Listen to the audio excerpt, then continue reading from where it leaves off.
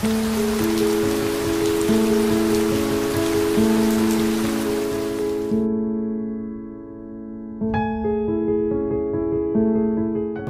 Sophie talaga yung name niya kasi gusto ko siya maging beauty queen. Yeah. Kasi Megan same din eh. Megan, Mega. Yeah. We like them to be on top. Yes. Tapos si Sophie, cute yung name ni Sophie eh. Cute lang yung Sophie.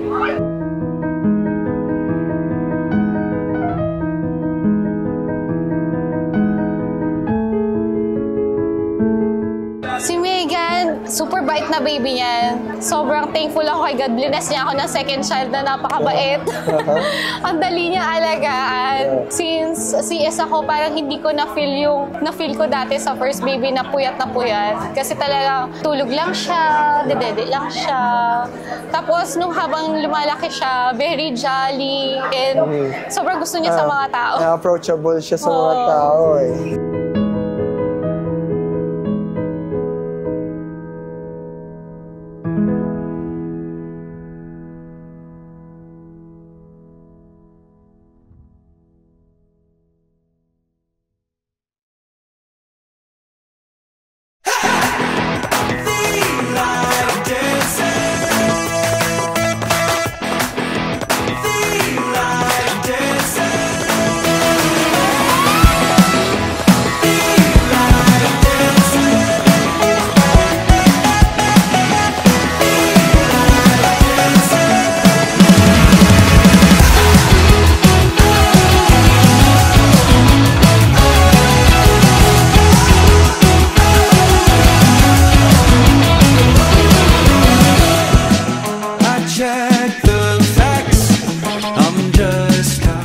First of all, parehas kami si Michelle and Michael.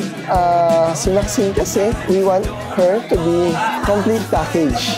Kaya Maxine, we want her to be, brave, kind. Maximum smart, maximum kindness. Yes.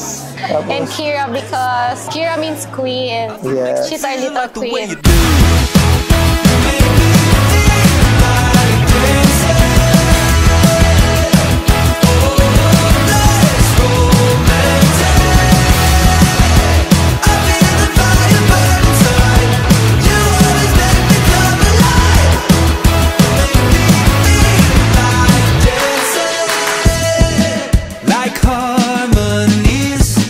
Yung characteristic ni Maxine is medyo curious lagi, makulit, lalo na ngayon, pag-4 na siya, napakakulit, pero maganda yung nagiging development naman niya talaga. And masaya kami na kahit makulit si Maxine, very curious and very caring siya na achi sa sobera.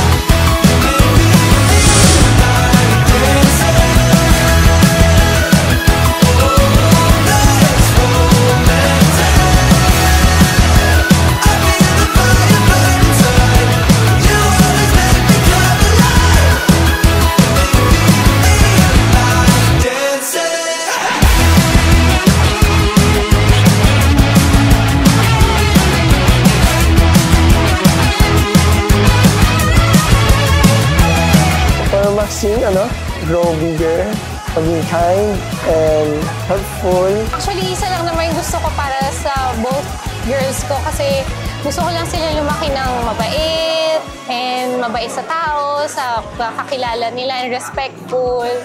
And for me, siguro yun lang yung pinakamahalaga kasi pag mabait kang tao na lalaki, parang susunod na yung magagandang qualities na yun.